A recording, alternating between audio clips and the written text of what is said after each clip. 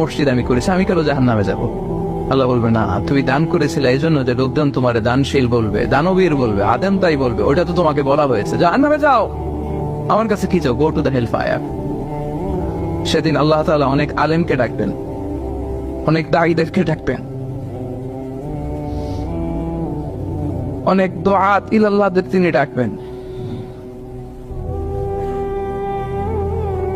Because of Allah, you never know.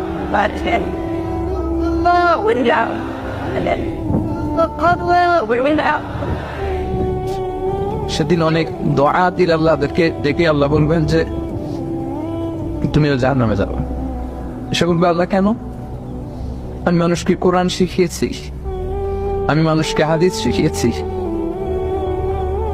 আমার কথা শুনে অনেক নামাজ পড়েছে, আমার কথা শুনে অনেকের দাড়ি রেখেছে, আগে সুদ খেত, আমার কথা শুনে সুদ বন্ধ